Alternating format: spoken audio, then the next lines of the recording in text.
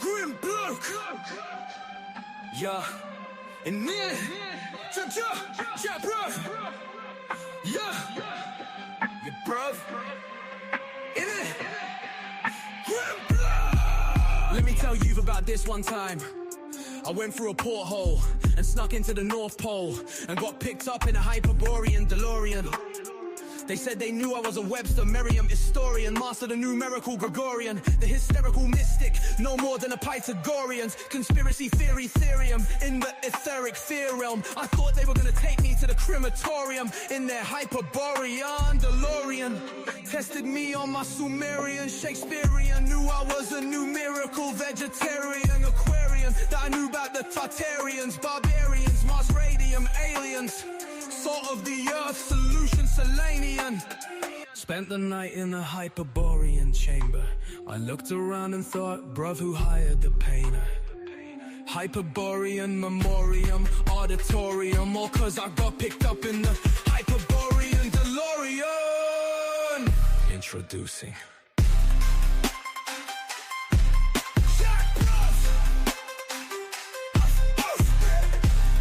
Welcome back, everybody. All love. Jack, You got a thumbs up in the chat.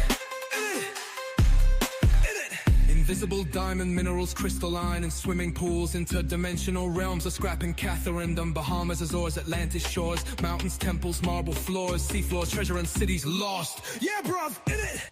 Oh, sphinxes, pyramids and minotaurs, fruit grown in grove luxuriant.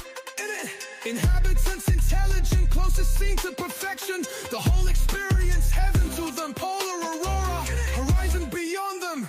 Flats and sky, lake of fire. Thank you, Enthuse. Comets, tornadoes, turbulence, no prohibition, more. No forbidden thought, expansive places, massive. In it. Yeah, bruv. In it. Oh. Just hanging around. Yeah. Telling stories in the hyperborean DeLorean. Grim bloke. Jack, bruv. In it. Just hanging out around. Oh, Jack, bro. 88892. If you didn't know, now you. Happy Tuesday, everybody.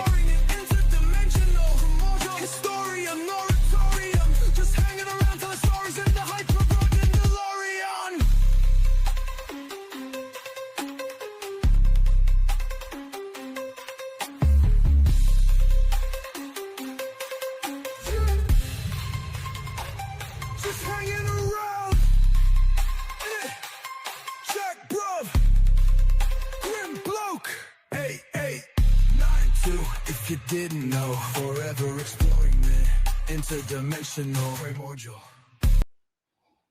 Welcome back, ballers. Happy Tuesday night. Best night of the week, like I always say, to another episode of Eye to Eye with AJ, Rambo, and Cody. There's been so much going on, you guys. I apologize on my end for not having any other content between last week and this week on YouTube, but it's been a doozy over on my end.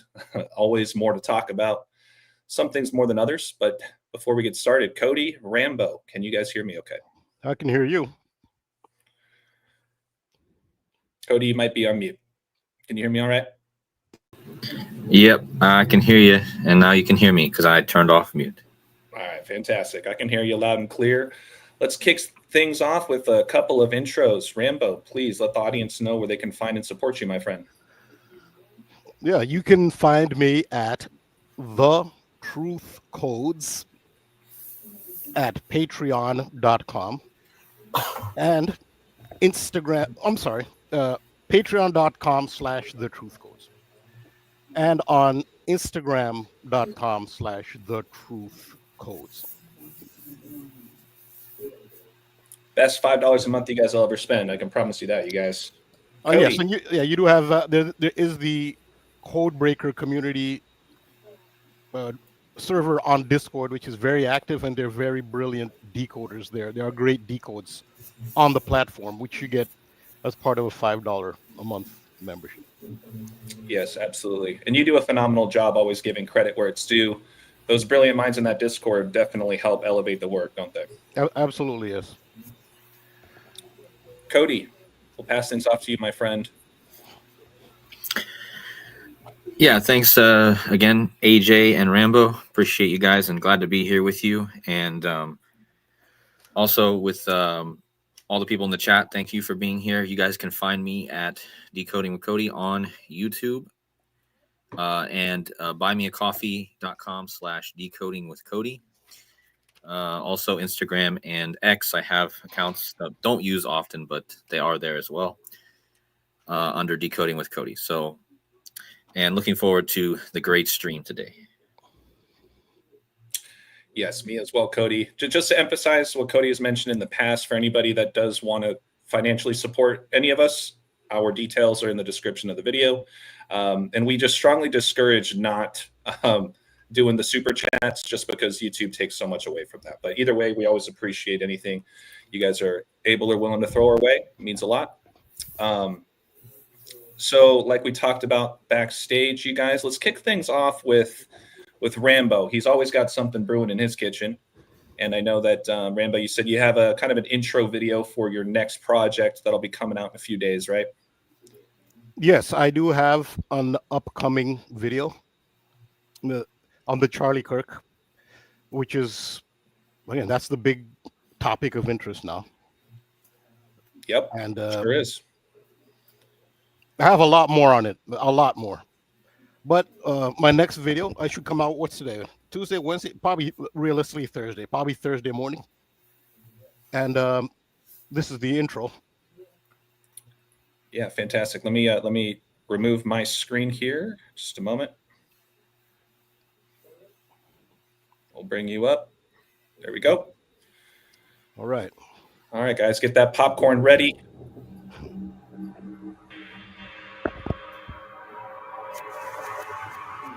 So Trump has some kind of an occulted connection to Utah. This all started from the U Street in Washington, D.C. as a primary ritual indicator. But Kirk is Cirque, which is circle, which is a much more powerful and significant symbol. The O, the cycle. O is Orem, Utah. So we have the O and the U in the shooting location.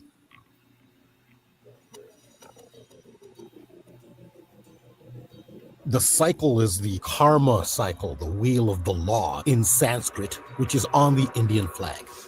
Charlie Kirk was a basketball player for Wheeling High School. In 2001, a movie titled O was released.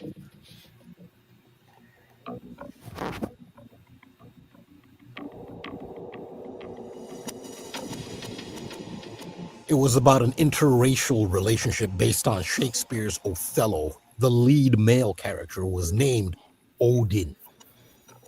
Odin in the movie O was also a basketball player.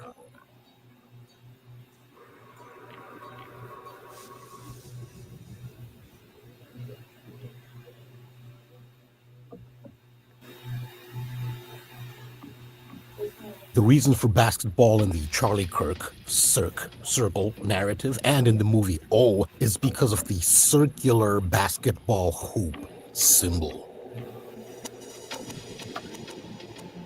These are pictures of Charlie Kirk from high school that have been circulated online despite his polarizing rhetoric, a plot twist provided by deocculting the name Kirk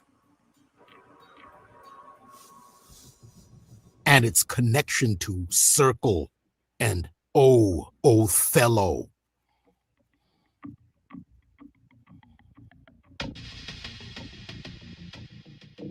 Look at the subheading or catchphrase on the poster of the movie O. Everything comes full circle. In the Sumerian cipher of English gematria, full circle has a value of 1014.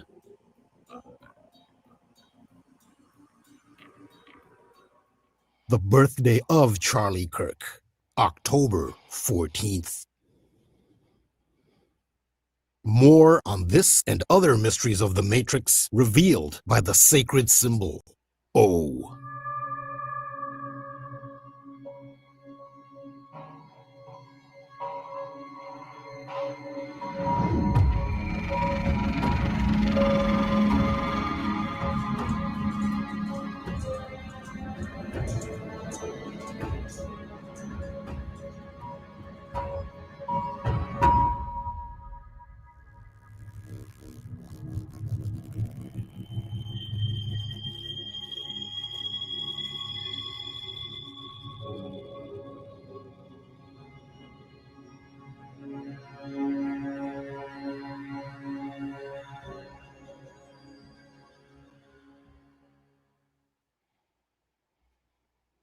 Brilliant, Rambo. Gives me Yeah, chills thank you. all the time. Yeah. So it should be Thursday. I'm editing it now, and I've got so much. I mean, I've got it probably applies to all of us. So much more on this. It's a very popular subject, but I just want to real quick. This is very important. You could say it's a riddle. It's like a Freemason riddle. It's the Freemason compass. I did this in my video before this, which was called "The Circle, the Temple, and the U." So this is not. It's called a. They call it a compass. It is not a compass, and it's very important to understand that this is called a divider. A divider has 2 points on it. A compass has a scribe on one end, either like a pencil tip or an attachment for a pencil. A divider has 2 points on it. This is a divider.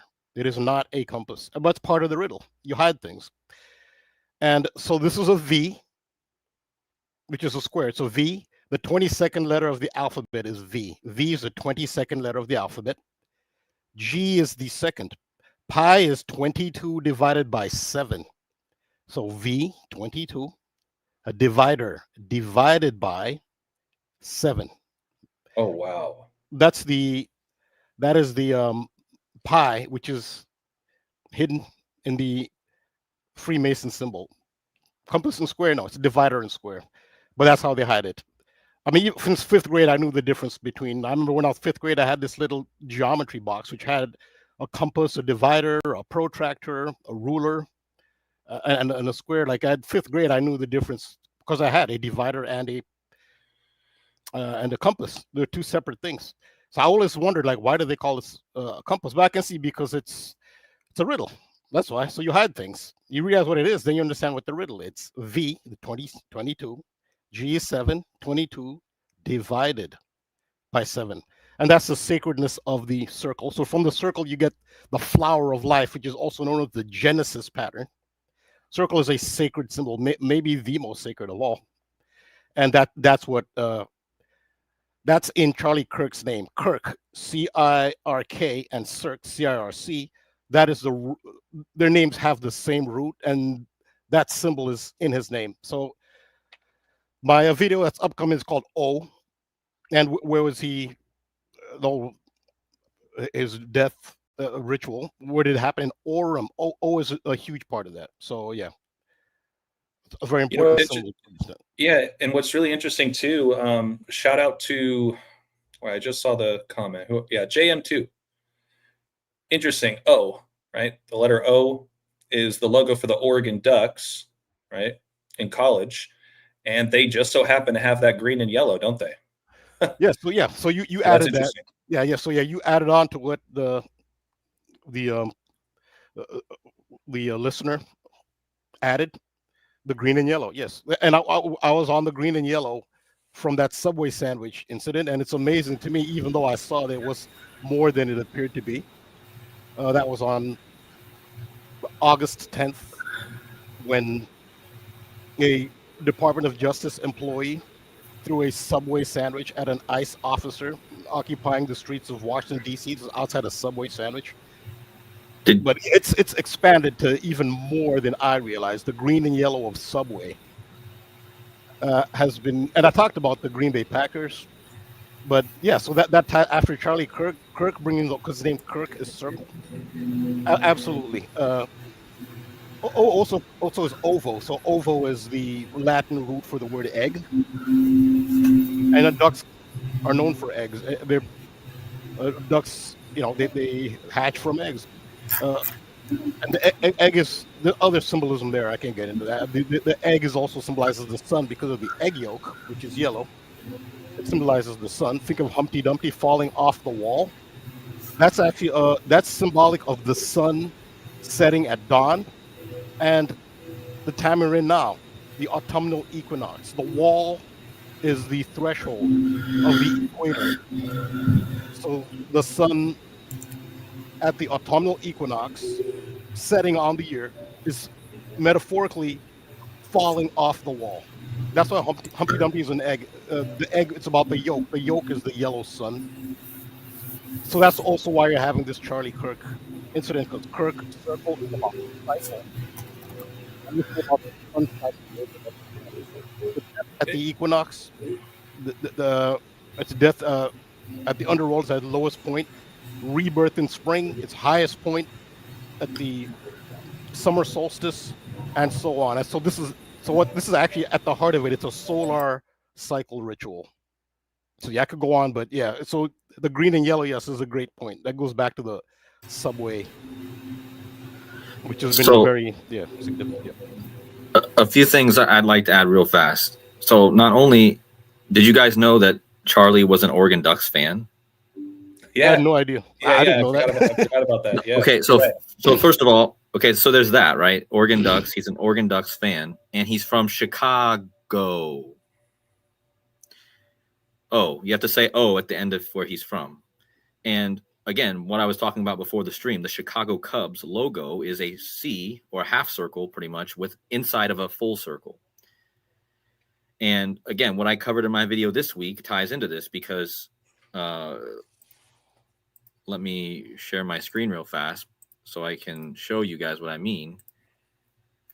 With the turning point, in order to make the circle, you have to draw a circle, but you start somewhere and then you have to turn around and come back, right? So here's your turning point. Well, here's your Cubs logo with the semicircle inside of the bigger circle. And here is the badge that Marty wears in the Back to the Future. It says Art and Revolution. It shows a half circle and it has an arrow pointing back. So it's very similar to the Turning Point logo. And as I mentioned, the Turning Point logo, when you type in Turning Point USA, it equals 1026, like prove me wrong. So both of his company and his saying on his tent both sum to 1026. Now this is the date. This is the turning point in the Back to the Future movies. This is literally the date that the timeline is going forward and then all of a sudden it turns back. So here's your turning point. And then again, with Marty wearing a badge that looks very similar right here, you can see it right as the clock is in the background, which the clock is obviously a circle as well. Big shout out to Farming from Scratch for finding this this button.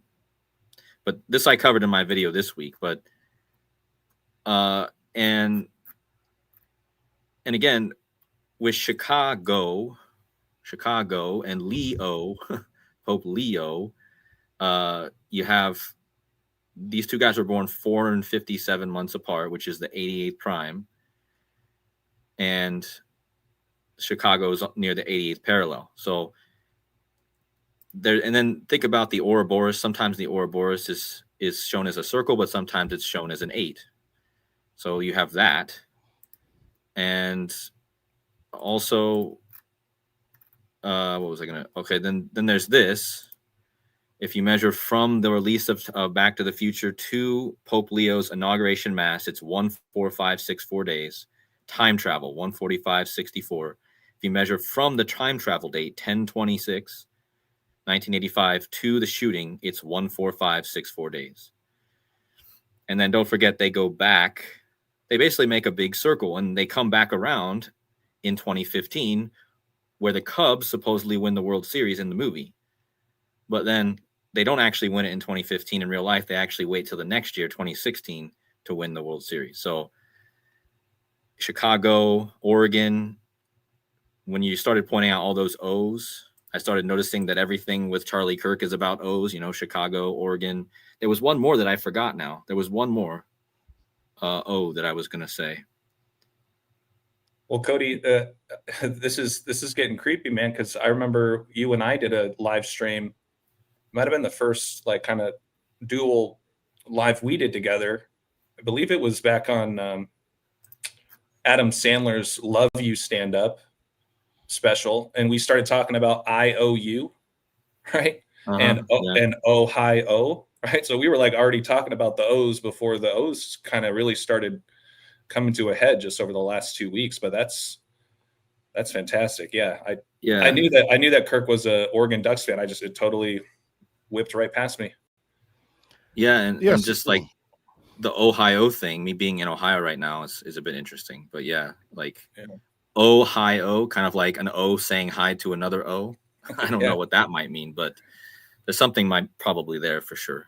Yeah, so in my upcoming decode, I'm titling it O. This is a movie O. It actually is based on Shakespeare's Othello.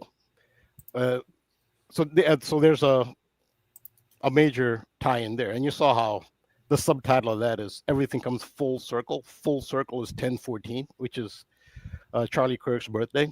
So even in my last video, the one that I did previous, it's called "The Circle, the Temple, and the U." I showed how it is related to Ozzy Osbourne because he has the initials of the double O. So the double O it's similar to the wheels of a bicycle. So the bicycles are big cycle and O symbols. And O. So Ozzy Osbourne was big. And what date did Ozzy Osbourne die on? He was the 22nd of July, the 227, which I showed is coded into the divider and square of Freemasonry with the G. The V, the square is the V, that's 22nd letter, the G is the 7th letter, and the divider. It's 22 divided by 7. That's when Ozzy Osbourne is reported to have died, the 22nd of July, for that reason, because of his initials, OO. And it tied into the Premier League. And if I can show my screen again. Yeah. Well, real fast before you get off that, with the Odin thing, I just had Cash Patel up there. Cash Patel from Indian, right? Like the circle on the Indian flag, as you mentioned. And he just happened to say Valhalla. Well, Odin, right? Oh, yeah. Valhalla, okay. Odin. Wait, let me see that quote again. To my friend Charlie Kirk, rest now, brother. We have the watch, and I'll see. Oh, involved. Okay, yes. Wait, why does he say? I didn't even notice that. Why does he say we have the watch? What does that mean? We have the watch. And I'll see you in Valhalla. Just makes me think of a watch on your wrist, which is an O as well. Yeah, it's a time. Yeah, so that Valhalla is very interesting. Yeah. So, So yes, I also wanted to. Yeah. So in my last video, so this is talking about Ozzy Osbourne, how Ozzy Osbourne is tied into this, how he's the double O, and he died on the 22nd of July for ritual reasons. And he did a promo for the new kit launch, which is a uniform launch to translate from English to American. It's called a kit in England, a uniform launch. We saw how the Boston Bruins did their uniform launch with Michael J. Fox for the upcoming season. Well, in 2024, Aston Villa Football Club, which is the home team of Ozzy Osbourne, he's from Aston in Birmingham, the second biggest city in England. That's his hometown team, and he did a very popular, a very critically acclaimed commercial for the launch of their new kit or uniform, their shirt. The initials of Aston Villa are interesting. It's AV, which is a lot like the A and the V. But so I was focusing on. So yeah, I don't have the commercial like lined up here. You can see it. So this is in 2024. So he starts the commercial talking to other members of Black Sabbath. And he says, we're playing Villa Park. Villa Park is the home stadium of Aston Villa. We're playing Villa Park. Well, that's exactly where the following year he played Villa Park. His final performance was at Villa Park. So this stuff is all planned out. I mean, yeah, he's up there in age, but the way it all lines up, it's too perfect. Yeah, he really died on 2/27. I mean, I don't know. That's just too perfect. And he played Villa Park. That was his final performance. And it was called Back to the Beginning. It's called Back to the Beginning, which is what you do when you make a circle. You start at one point. It's the turning point. Right. Well, you complete a whole cycle because you start at one point. You go all the way around. You complete the cycle when you go back to the beginning. We go back to the beginning. You've completed the entire cycle. So that's what it's about. So there was a Ozzy Osbourne ritual in the English Premier League, which is the most popular sports league in the world. And so he did a lot of rituals there. So after Charlie Kirk died, his Ozzy Osbourne's hometown team, for whom he did a uniform launch, Aston Villa. This is the Saturday after Charlie Kirk died. They played Everton Football Club, and the score was 0-0. This was an Ozzy Osbourne tribute. And it is tied into Charlie Kirk because Kirk's name means circle and about cycle. So 0-0. This is actually Ozzy Osbourne's initials. This is his team. And this was on September 13th. I don't have the graphic here, but September 13th leaves 109 days in the year. And that's the big number for Charlie Kirk. It's 109. It's the 10th of September. So, yeah, that's why they chose this date. It's at least 109 days in the year. And but the 0-0 was an Ozzy Osbourne tribute. And Aston Villa, this is the fourth game of the Premier League. They're one of the better teams in the Premier League. I mean, 2 seasons ago, they finished 4th. They competed in the Champions League, that is the biggest tournament in soccer. It's against all the best teams in Europe. They'd reached the final 8. They were a great team. But I think since Ozzy Osbourne died, it's almost like a curse. I don't know. Since Ozzy Osbourne died, now this team is going down. They've gone downhill. So this is after 4 games. They had not scored a single goal. So there are 4 divisions and think about that division in English football. You have the Premier League, and then if you finish at the bottom 3, you get relegated. You go to the lower division. If you finish the bottom there, you get relegated again. There are 4 divisions. In the entire 4 divisions, Aston Villa were the only team to not have scored a single goal all year after 4 games. But that is part of the O. They were stuck on O. Their top scorer, who is actually the best striker who plays in England, who's the best English striker who plays in England. His name is Ollie Watkins. The name starts with an O. This game was Ollie Watkins' 227th game for Aston Villa. So, yeah, I just throw that in there to show how Ozzy Osbourne is tied in. But this is another, just how it ties in again. The date of this game, the 0-0 Ozzy Osbourne game with his hometown team, Aston Villa, which was September 13th. From that day to, this will be the first anniversary of Ozzy Osbourne's death and the 227 cycle number. Next year, it's 10 months, 9 days. Again, there's that Charlie Kirk number, 109, because he died on 10th September. So yeah, just showing how Ozzy Osbourne and the English Premier League are very tight. And another factoid about Aston Villa: they're one of the original teams. England invented football. I don't know if they imagined it would come to what it is now. This is one of the original teams in English football. They're in the very first. The original. Original, yeah. There you go. Similar to the Chicago Bears. They're one of the original, and the Green Bay Packers. Rambo, that's now that you're pointing out these zeros, once again, another example of these O's we had been touching on way back when was after the upside down plane crash on Michael Jordan's birthday. We had that Illinois college player. Remember when they retired his jersey, and when it was revealed, it was upside down. Yep. And we touched on how the zero, either way, it's still a 0. Yeah, yeah. But wow, Illinois, where Charlie Kirk is from. You see what I'm saying? Yeah, Chicago and Illinois are in the middle of some. Yeah, you're right. Yeah. So just one other thing. Why did they choose Everton for this ritual? It's an Ozzy Osbourne ritual, Aston Villa ritual. Like, shouldn't they have scheduled Aston Villa to be at home? This is why they chose Everton Football Club. They're owned by an American. Americans own a lot of the Premier League teams. His name is Thomas Dan Friedkin. Look at his birthday, 227. Oh man.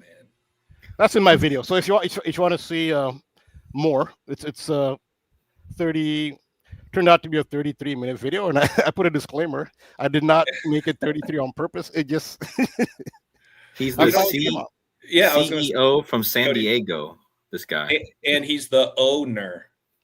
Yeah. He's the owner and the CEO, CEO. from San Diego. of Jeez Louise. Everton, which is why Everton Football Club was chosen for this Ozzy Osbourne ritual. It's amazing how the synchronicity with Charlie Kirk circle. I got so much more. I got hours and hours on this, but yeah, I'll leave it at that for now. Any of you guys can jump in. I'm going to also really quick just shout out Fading the Public. This is a pretty good comment in here. Speaking of Ozzy Osbourne, Oz equals ounce, like Troy ounces of gold. Gold keeps hitting all-time highs. Back to the Future, a.k.a. Back to the Beginning, where gold was the money as the new future. Very interesting thought, especially with all the currency themes, right?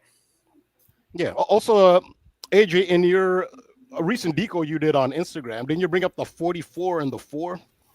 Oh yeah, that was that's actually manifested in this ritual as well. From the date of this game, the Ozzy Osbourne ritual, which was ended 0-0, to the next 227. It's also 44 weeks and 4 days. Yeah, and that video that Kirk posted, that was on the opening day of this year's NFL season, where we had the massive 444 and 444 ritual during that Eagles-Cowboys game. Yeah, that goes back to love hurts. Love is the O in tennis, right? And that was all about frequency. And this whole thing, this 444 game that happened before the Charlie Kirk shooting was all about energy harvesting frequency. It was literally telling us that was coming, because I told you guys that 444 hertz is the A below middle C in when your C above middle C comes to 528 hertz, which is 528 hertz is the love hertz. The love, and there's a whole, and again, I had some amazing finds on that, but I got distracted off that when Charlie Kirk died. I was planning on doing more videos on that. But what I discovered there is huge with this 528-444 connection. In music, it's literally 444 hertz translates to 528 hertz as the C note. So, yeah, and then think about it. Love is the circle in tennis, and then going back to the O, which, yeah, I mean, but it's just crazy how that game happened. And then, a week later, it was the Charlie Kirk thing. You know what's crazy too, Cody? Going back to that same live stream we did on the Adam Sandler Love You, right? We talked about how Adam Sandler also was in a movie called Leo. It was like an animated film, and how Leo is only one letter off from love, which is the V. And then now here's Rambo pointing out the V within the Freemasonic logo. Yeah. That's wild, man. It's all coming full circle, isn't it? So yeah, you'll see a lot of 22s, like the 22-year-old supposed assassin. That's also a reference to the V. This 22 has to be divided by 7 in order to get the. And also, I showed in my video when Charlie Kirk's widow Erica, when she did her memorial speech, not at the. This is before the memorial at the State Farm Arena. When she did it on the podcast, the side of his podcast when she first did that tribute. She had a huge, massive G diamond ring, which she was wiping tears away, but of course it was there strategically so that everybody could see the huge G. Well, that's the 7. G is the 7th letter. So, and apparently one of his daughters is Gigi. That's what the public is saying. It's because of his daughter Gigi. And I was kind of like, that further solidifies it for me. Yeah, and it's because G is the 7th letter. The shooter is 22 years old. There's your circle symbol. It's 22 divided by 7. I also want to, real quick, on the subject of soccer, so I have one of my patrons, Catherine. I don't know how she found this, but a big shout out to Catherine. This wasn't in my. I just read her comment today. There's a team called Altrincham Football Club. They're actually from the Manchester area. Obviously not as big a team as the world famous Manchester United and Manchester City.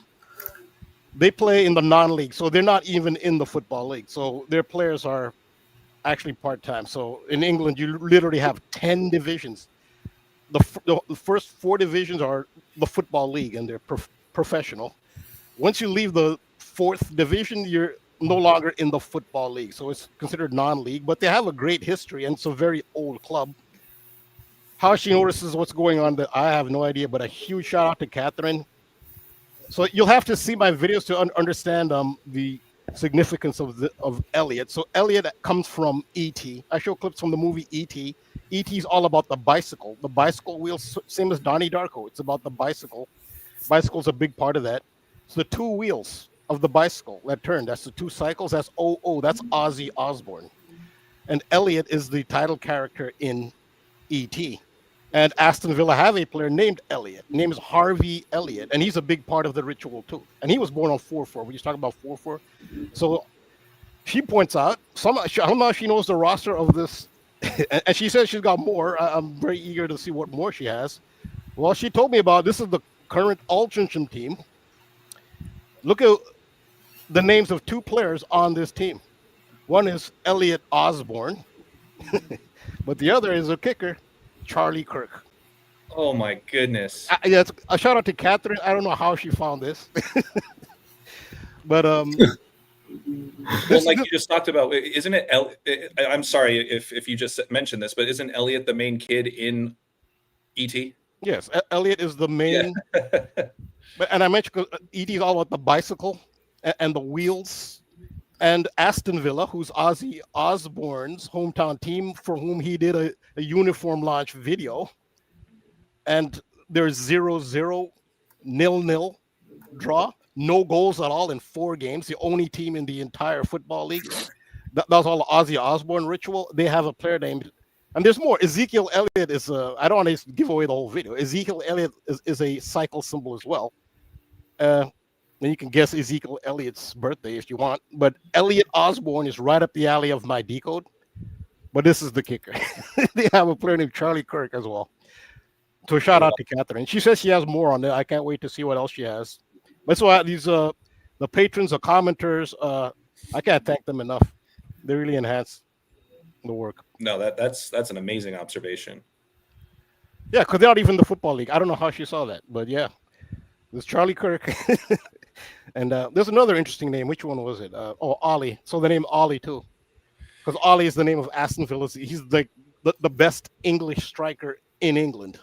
Ollie Watkins, who mysteriously can't score goals anymore.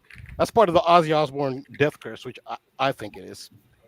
Well, you know what's funny, Rambo and Cody, I think you and I were DMing about this on Discord over the weekend. A rookie by the name of Ollie Gordon had the first touchdown in his game against the Bills. Ollie Gordon the third. And yeah. Who does he play for? I believe the Dolphins. Oh, okay. Yeah. So the Dolphins strike first with Ollie Gordon the third scoring. And once again, he's a rookie. This might have been his first touchdown of his career. I'm just looking him up right now where he went. Makes me think of Commissioner Gordon in the Batman. Oh my God. He wore number 0 in college. Oh, wow. Again, that's the O for Ollie. There you go. Yeah. Great find. Wow. Oh, and then it was against Buffalo. Unreal. Cody, did you have anything else you wanted to add to this or anything else you wanted to pivot on? Yeah, I have a lot. I mean, I've had so much coming up as we've been talking about this, about the O. I had a lot of my own stuff to talk about, but now I'm stuck on the O. Rambo, you might already have this in your decode, but I just wanted to point it out. It was 50 days from Ozzy to Kirk's death, which is circle. I did not have that. It's a great find. Immediately, I just did a quick measurement, and immediately when I saw 50, I was like, yeah, that's circle and ordinal. It's basic cipher. So, I mean, that just proves your point even more. That if you didn't already have that. No, I didn't have that. That was a great find. But we're going to bring in Derek because Derek's going to help us out a little bit, and Derek's not even here. But Derek, who is always talking about what he calls is the mathematics of the circle. And in fact, he has a whole decode about Charlie Kirk and the mathematics of the circle. And we talked about it in my stream the other day. So hold on. Let me just get this here. So with Derek, a long time ago, he figured out that mathematics of the circle equals 666 in the Latin cipher. But in this case, the ritual, I already showed you guys how Turning Point USA was all about Back to the Future in 1026. Well, Derek pointed out that mathematics of the circle equals 1026. And this was the same gematria that was in the both Prove Me Wrong 1026, Turning Point USA 1026. So I thought I'd go to Derek's post because he has more on it. So let's and definitely you guys need to check out this stream with me and Derek, because Derek, this thing with the ball being hit directly to Anthony Rizzo was just Rizzo. I just realized Rizzo. Wow. But yeah, this, you guys have to see it. They put him on the screen, Rizzo, and remember he just retired the day Charlie Kirk got killed. This Anthony Rizzo from Chicago, where Charlie's from, and the ball was hit directly to him, and it was the guy's first home run ever, and his name was Alois Moisius. And this brings us back to the Steve Bartman incident where the fan tried to catch the ball and cost the Cubs. It was the turning point in the Cubs series, which made them they gave up 8 runs the next inning because of that. It was a turning point. It was literally perfect. And because that Steve Bartman play was stopped by the fan, he stopped Moisius Alou from catching the ball, right? And now this player, Moisius, hits the home run to Rizzo as Rizzo's retiring, directly to him too. It's like improbable how you could hit a ball directly to this guy sitting in the stands. And then we find out all this. And remember, I just told you, Prove Me Wrong 1026, Turning Point USA 1026, Mathematics of the Circle 1026. And look at this. Rizzo was born a span of 10 months and 26 days before Back to the Future, the movie release, which again, that's the time travel date. Okay, so yeah, and Castillo, the guy who hit the ball originally in the Steve Bartman play, his name was Castillo. And Rizzo dropped the ball 10 months and 26 days after his next birthday, or before his next birthday. Because he didn't catch the ball, too. It was hit directly to him, but he didn't catch it. Just like the fan, Steve Bartman, didn't catch it. And then Luis Castillo, the guy who hit the ball in the Steve Bartman play back in, I don't even remember what year that was. But yeah, he was born a span of 0 days old when he hit the ball foul to Steve Bartman. That's how old he was. And they paid tribute to this, which means it's the circle. And think about it, going back to the Cubs again, we had the Steve Bartman play, which was the turning point in the series. It basically, that catch led to them not winning the series. That's what everyone talks about. And then here we are coming full circle many years from then, and we have this Moisius Alou hitting the ball to Rizzo, bringing it back around, And so Derek was on the circle too, and you and Rambo, him and Rambo didn't even collab, I'm sure. But yeah, Mathematics of the Circle, 1026. Prove me wrong, but look at this. I mean, Rambo, you might already have this too, but Mathematics 112, Circle 112. He died on the 112th day left in the year. No, I didn't have that. No. So yeah, 112, the 50, like the Ozzy thing, the 50, and now this. That just proves. That's why I was so working hard behind the scenes as you were talking, because I was like, man, these things are just so obvious now that you're mentioning it all. So yeah, thanks to Derek. Big shout out to him for always he's always talking. If you go back in his posts over the years, he's always talking about this mathematics of the circle. And again, that equals 666. And the 1026. But also, if you go to the ordinal cipher, it equals 216, which is 6 times 6 times 6. So and the Cubs beat Cleveland in 2016. Cleveland's home of the 216 area code. Oh wow, yeah, exactly. In Ohio, that's where the team's from. In Ohio, yeah. There you go. Yeah. And shout out Joseph. Joseph just reiterates the 60606 Oh zip yeah, code, that's right. of The Chicago. 606. That's perfect. 60606 area code. You got the 3 6s and the 3 O's. Wow. Or the 2 O's. Yeah. Wow. Can I say something real quick? Yeah, go ahead. Me and AJ did not color coordinate. I just noticed it. I got a light purple shirt and a black top, and then those are the colors of AJ's hat. Black with the same shade as my shirt. And that's Well, even Cody's logo actually matches what we're wearing, if you think about it. yeah. Man, I'm just saying we didn't color coordinate. I mean, some people might think, oh, okay, you guys coordinated. Like, no, I just noticed it. His hat and the way I'm dressed, like, yeah, same shade, everything. But yeah, That's hilarious because this is one of my new hats. I wore it for Cody today because I know that he's a Colorado fan, Rockies. But yeah, it has it has the Coors Light script, right? The Coors Light beer, the word with 2 O's right in the middle of it. Believe it or not. So yeah, I didn't even notice until you said something. So, oh, that's funny.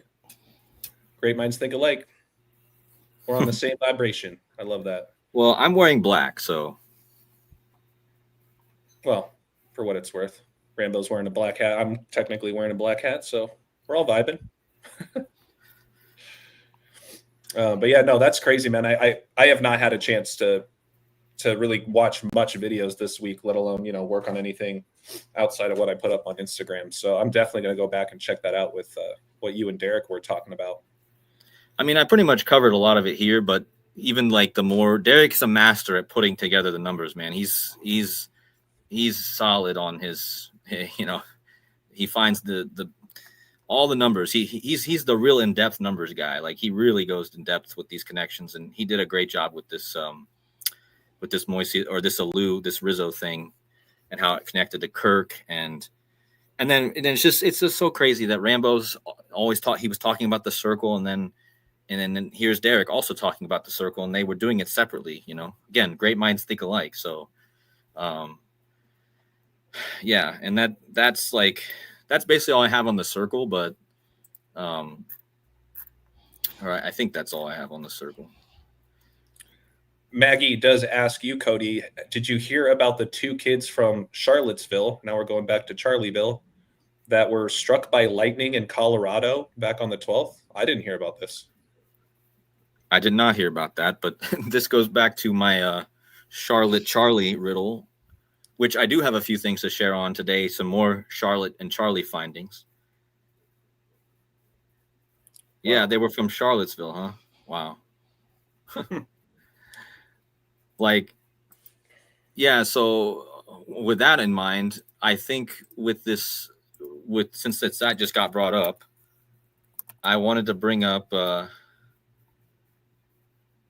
Annalena Baerbock, because Trump was at the United Nations today, and this is all connected to Left Behind, which maybe I'll talk about in a bit, but just while we're on the Charlotte thing, look at her name, Annalena Charlotte. I couldn't believe it. She has Charlotte in her name, and she is the president of the United Nations. I have never even heard of her. But and Annalena reminds me of Annalima, which is the shape that the sun makes, right? The figure 8 shape.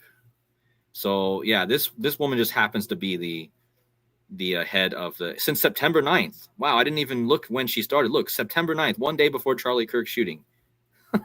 She became the head of the UN one day before. Wow. So, and then her name is Charlotte, and Charlie died after he was talking about the stabbing in Charlotte, and Charlie is a form of Charlotte, and all this other Charlotte stuff I talked about. But wow, her name is Charlotte, and it was just one day before. So this is what I think this was all connected to too, is because it was just a matter of 2 weeks later after this Kirk shooting, we have this big United Nations thing where everyone thinks there's going to be a rapture, right? And the Left Behind series, the guy who did it was born today. His birthday's today. And his name is Jerry B. Jenkins. But yeah, he's born today, and he wrote the books about the Great Tribulation and the Rapture, right? The Christian theology, the Christian books. Notice he's born in Kalamazoo with 2 O's at the end, huh? But yeah, so, and what makes this even more crazy is that today, right? And if you read the plot of Left Behind, hold on. Read the Left Behind is an apocalyptic story about the ending of Earth, a period of non-believer, 7 years. The true believers of Christ will be raptured, and the non-believers will be left behind in a shattered and chaotic world. As people scramble for answers, an obscure Romanian politician, Nicola Yeti Carpathia, rises to Secretary General of the United Nations. So literally, today, the United Nations is in a full circle in the middle of the Feast of Trumpets and the Antichrist in the Left Behind series. And just to reiterate, why is this so important to Charlie Kirk? Because Charlie Kirk, the guy who starred in the Left Behind series, is Kirk Cameron. It's KCCK, same name, Kirk. Well, yeah, and then this movie is literally about the Antichrist coming from the United Nations. And today, on the birthday of the guy who wrote this, Trump is at the United Nations on the Feast of Trumpets. And just to reiterate that, the reason everyone thought the rapture was coming is because today is the Feast of Trumpets, which equals today's date. And then you have Trump talking at the United Nations. In the Bible, in the Revelation, it mentions the trumpets, right? It's all about the trumpets, the 7 trumpets. There's been a lot of videos done about the trumpets. Yeah, but I did a video on this. Most people know, like a couple days before this, I did a video saying there's not going to be a rapture on that day, guys, but there is going to be something that happens that day that's probably connected to this. And I didn't even know at that time that Trump was going to be at the United Nations. I didn't even know. I didn't even look at it.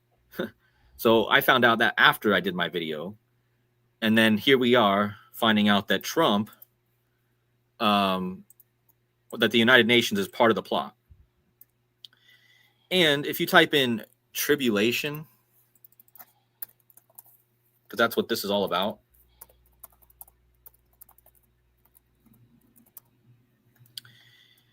it equals Charlie Kirk.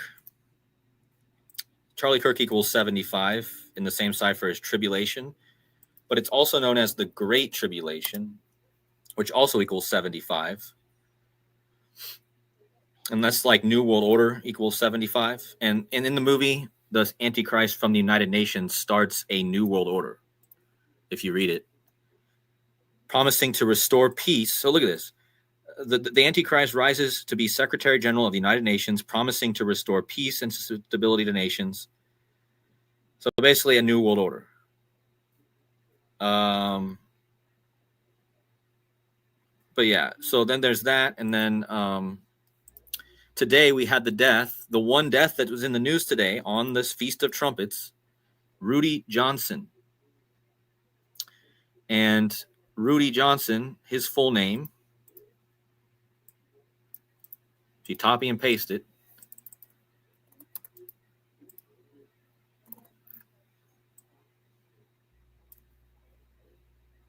Oh, wow.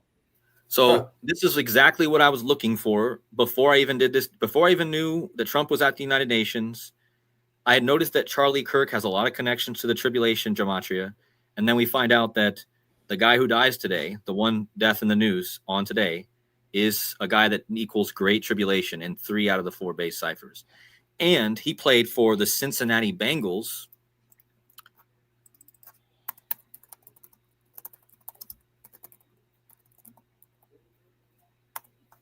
So notice how not only,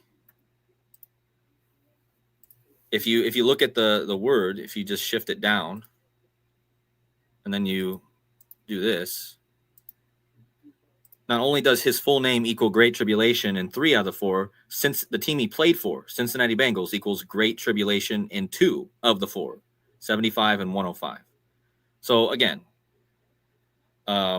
just more confirmation that this was part of the code, but not an actual rapture for real, of course. But this was part of the code.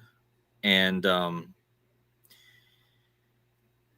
there's other things I had in my mind that I wanted to say, but I think that covers like the main points. And, but yeah, 923. I also pointed out that today is the 23rd Martian birthday of King William. And king equals 23. Or he's not king yet, but I'm getting ahead of myself. But he king does equal 23. Today is his 23rd Martian birthday. And on Charlie Kirk's birthday this year, if he was still alive, King Charles would turn exactly 923 months old on Charlie Kirk's birthday. Wow. So all this 923 stuff that's been going around the last days, I think it's connected to that, going back to Charlie Kirk's birthday.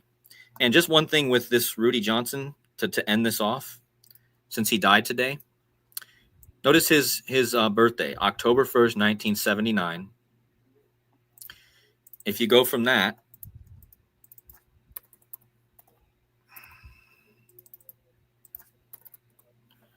to the birthday of, let me find it, the birthday of the, find it. It's always hard to find this in the, let me just type his name in. Gordon Curry. So Gordon Curry is the guy who plays the Antichrist who takes over the United Nations in Left Behind. So he was born September 25th, 1965. And so if you go from the guy who died today, and notice his birthday is just in 2 days. And if you go from the birthday of the guy who died today to, or you go, actually, if you go from that guy's birthday to the guy who dies today birthday, it's a span of 14 years and 7 days. And the reason that's pretty crazy is because if you look at the name of the guy who died today, Rudy Johnson, 147, right? So I measured from that guy's birthday to Rudy Johnson's 147. Now the guy who plays the Antichrist, Gordon Curry. Boom. Wow. And notice the 75 again. The 75 in the same cipher, Gordon Curry, and the flipped 57 it's almost all the same. Gordon Curry equals 147, like Rudy Johnson. They were born 14 years and 7 days apart. And we were just touching on Ollie Gordon, who scored that opening drive with the Dolphins. That's right. Crazy. Right. I was going to mention that Gordon thing because that's what came to my mind when you guys said that. But I knew you guys wouldn't have any idea what I was talking about unless I showed the whole riddle. Well, think about it. Gordon, Gordon, like Donald, Gordon. Yeah. So, but yeah, like, I don't know how much more perfect that is. I wanted to shout out Bernardo Suarez. Had a brilliant comment in here. I'm going to have to go back and watch this movie. Look at this, you guys. Have you guys ever watched the 1998 movie Snake Eyes? Let's not forget we're in the year of the snake right now, where the character Charles Kirkland is assassinated with a shot to the neck, and there's a boxer named Tyler who was the nickname Executioner. Oh my God, man. Wait, I did not know this, Bernardo. Whoa. Well, how has no one brought this? Rambo, did you know that? I've never heard. No one's told this to me yet. No, that's why you need multiple people looking at these things. There's nobody can see everything. I mean, gosh, I'm going to have to look into that and probably do a whole video on that, how obvious that is. Yeah, this is a brilliant one, Bernardo. Thank you very much for sharing that. Charles Kirkland gets assassinated with a shot in the neck, and there's a boxer named Tyler who is the nickname Executioner. Oh my goodness. Yeah. Snake Eyes, I think a year of the snake, right? Yeah, so what is happening right now that has been completely, we've been completely blinded by this about this story, which should have been the biggest story in the world, and that is the trial of the alleged second would-be assassin of Donald Trump. That's Ryan. I thought his name was Ralph, but they pronounce it Ruth. Ryan Wesley Ruth. His trial was going on throughout this whole thing. You think somebody who tried to assassinate a former president who would be later president, that would be world news, right? And his trial would be, no, it's like it didn't even happen. We just talking about the Charlie Kirk thing. Well, that happened. Interesting incident. So the verdict was today, the final verdict. Of course, they found him guilty. He was representing himself. So yeah, there's not much chance. Talk about an underdog. He wasn't going to win that trial.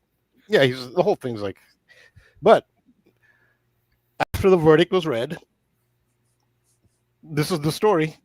He tried to commit suicide by stabbing himself in the neck with a pen. I can show you. See if you're showing the screen. If let me pass it off to you. Yeah, so this is a link.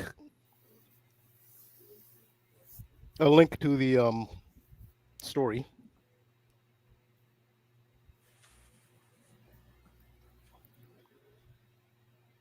How he even got his hands on a pen. Yeah, but yeah, he's supposed to be. All right, this is okay.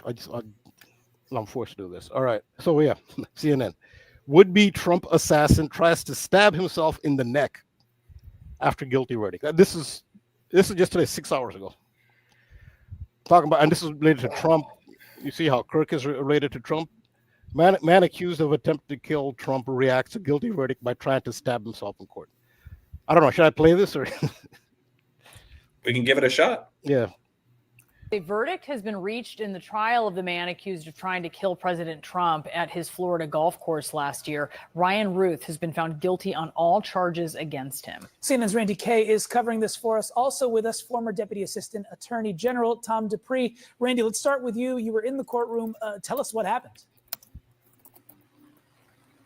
Well, he was found guilty on all 5 charges that he was facing. That was attempted assassination of a major presidential candidate. That would have been Donald Trump last year when he was running for president at Trump International Golf Club, where this occurred. Possession of a firearm in furtherance of a crime of violence, assaulting a federal officer, felon in possession of a firearm and ammunition, and possession of a firearm with an obliterated serial number. So those are all 5 counts, all found guilty in just a matter of a couple of hours by this jury after 38 witnesses presented by the prosecution. I was watching Ryan Ruth as this jury was read. He was taking notes. He did not have much of a reaction after delivering his closing arguments today. That lasted about an hour, trying to show that there was no intent on his part to kill Donald Trump. That's what this really hinged on for both sides, apparently. The prosecution today trying to prove that there was intent, but they also said that a shot did not have to be fired. Per the law, a shot does not have to be fired for them to prove intent. So the jury obviously felt that there was intent. They listed the evidence that they believed proved intent, such as various license plates in the car, the weapon at the scene, cell phone records that show he spent one day 16 hours at Trump International Golf Club surveying the area. But Ryan Ruth said that it was never going to happen. He told the jury that the defendant's heart was not in it. And he said the prime opportunity was there for the defendant to shoot the president, and the trigger was never pulled. So now we are waiting to get some sentencing guidelines from the judge. And once that happens, we will get a sentencing date. But once again, Ryan Ruth, 59-year-old Ryan Ruth, found guilty on all 5 federal charges he was facing in the attempted assassination of President Donald Trump at his golf course last year in West Palm Beach, Florida. I ran out to bring this verdict live on the air, but apparently Ryan Ruth, after hearing the guilty verdict, he was found guilty on all 5 charges. He appeared, according to the source, to try and stab himself in the neck using a pen, and authorities stepped in and prevented him from doing so. There was also an emotional outburst from his daughter in the courtroom. So once again, while he was in court after this verdict was read, the defendant in this case, Ryan Ruth, appeared to try and stab himself with a pen. Yeah, so all coming to you from Marias in the world. All coming to you from Fort Pierce, Florida. Yeah. Like, God.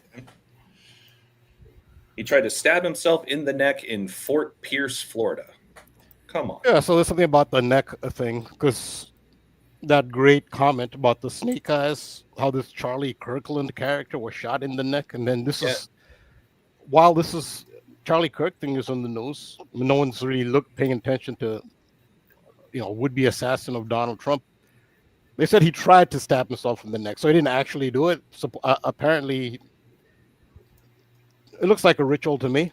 I'm not sure what the significance of all this is, to be honest. But this seems to be a thing with the neck. You know what's crazy is too, on my Explore feed or whatever on Instagram, I saw that there was a new TV show that came out recently. I'm gonna try to find it, but it showed a lot of the shot in the neck stuff, and apparently one of the protagonists or something gets shot in the neck in a church, and this came out like the day before the Charlie Kirk story. It would help if I knew the name of it. I'm going to try to find it. Yeah. I mean, I have that movie up, that Snake Eyes, and it is in the they do mention it in the Wikipedia page. It says right here, where is it? He deduces that the sniper, a known Palestinian terrorist, we got the Palestinian stuff going on, named Tariq Ben Rabat, assassinated Kirkland over the Pentagon's large-scale defense cooperation with the weapon systems transferred to Israel. So it seems to match all the current events right now. And you know what really blows my mind about this?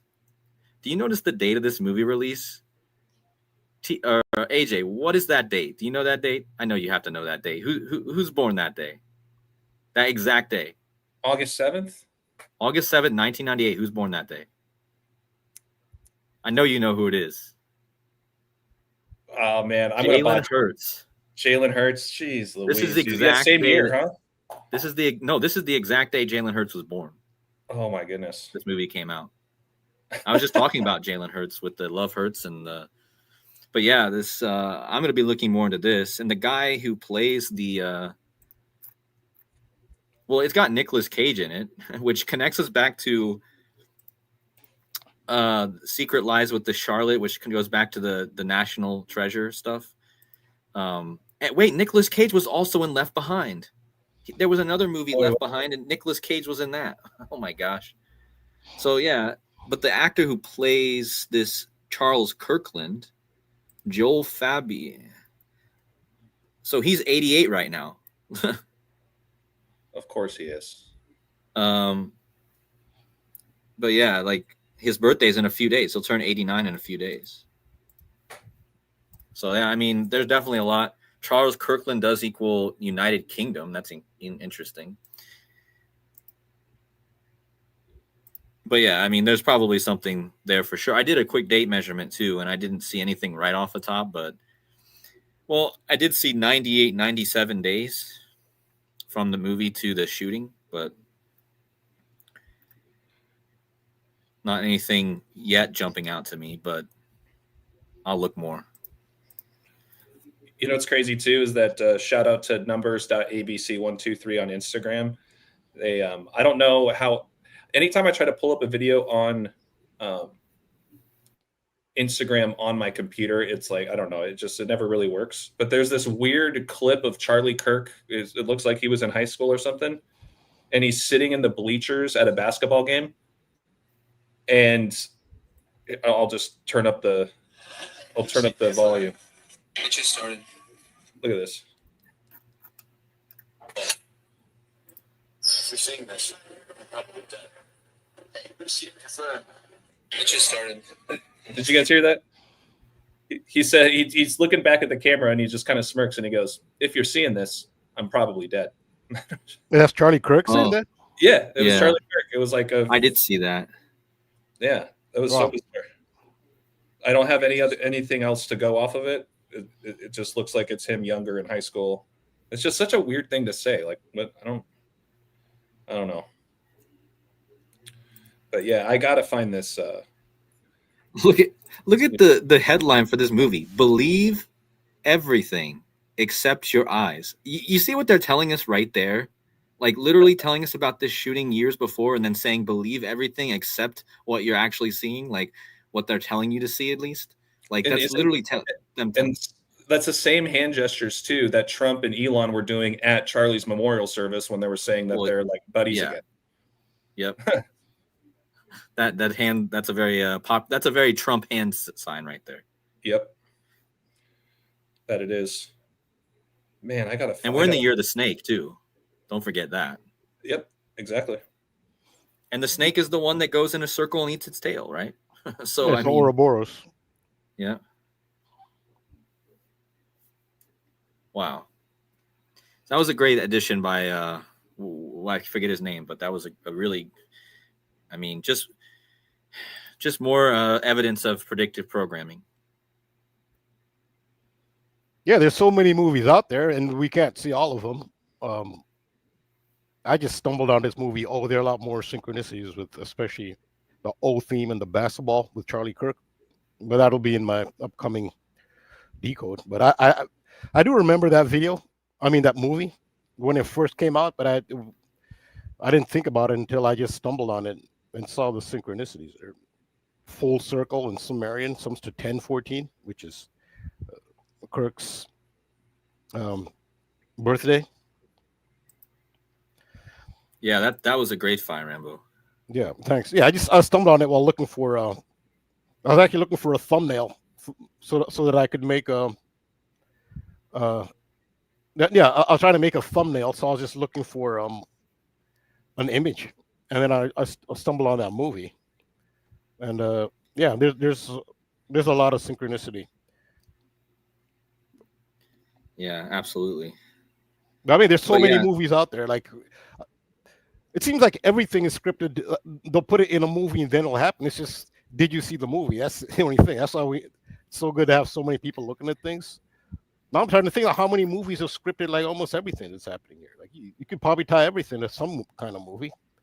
You know, if we've seen enough movies. I mean, that's for those movie nerds out there. I'm not even a big movie watcher anymore. I can barely make it to anything anymore. Nothing like excites me about movies anymore. Probably because I'm already watching the biggest movie on earth on the world stage every day. So Yeah, well, yeah, I brought up like 2 weeks ago. This is a major song. David Bowie. I mean, you can talk about movies. His songs. David Bowie he's privy to a lot of stuff, a lot of esoteric stuff. He put in a lot of his. You could actually just decode his songs. But "Life on Mars" to me is very, very key song. What he says, and that's the line in there where he says, do they even know they're on the best-selling show? And it's describing just the actions on Earth, people going about their things, especially the dramatic stuff. You know, it describes people get into fights and stuff. Because what's reality TV? What makes reality TV exciting for people? There has to be some discord, you know, some arguments, some backbiting and fight, that kind of thing. Maybe physical fighting. If not, that's what people want to watch in so-called reality TV. That's what they find entertaining. If it's just people getting along in harmony, it's going to have a low rating. Life on Mars, it describes that. It describes, you know, sailors fighting in a dance hall, police arresting the wrong guy, and how someone's watching it and saying, does all these people on Earth interacting in this way, do they not realize that they're on the best-selling show? Life on Mars, I think, has a lot of, it's a deep song. And I think it does allude to where a lot of this may be being watched from. Well, that might have something to do with the Mars stuff. I'm always finding with, I'm always finding Mars stuff with, like, for instance, I've realized that the royal family is all connected with Mars. That's why I started looking into that's why I looked today is the Martian birthday of Prince William. But if you look at it, it's King Charles, the son.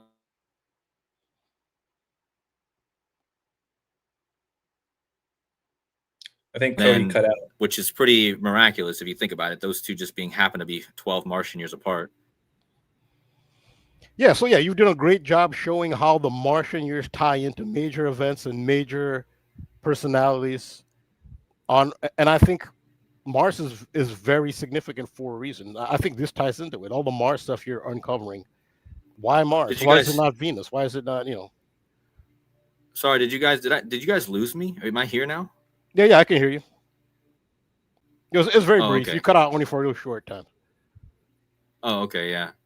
But what I did find out too, to add on to that, Queen Elizabeth being born 12 Martian years before her son, exactly 1 year after Charles was born, you had the release of Charlie Brown, 1 Martian year later, the debut of Charlie Brown. So there's a Mars riddle there with Charlie Brown, King Charles, and Elizabeth. And yeah, so I'm sure there's more to find. I also showed that Buzz Aldrin, who's now an advocate for Mars, he landed on the moon when he was on his Martian birthday as well. So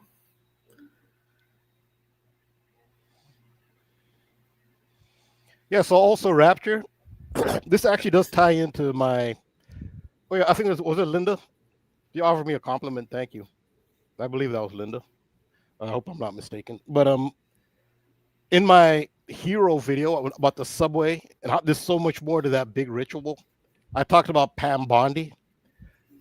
Why is the highest law enforcement official in the United States commenting on a guy throwing a sandwich? It made no sense, but that kind of solidified.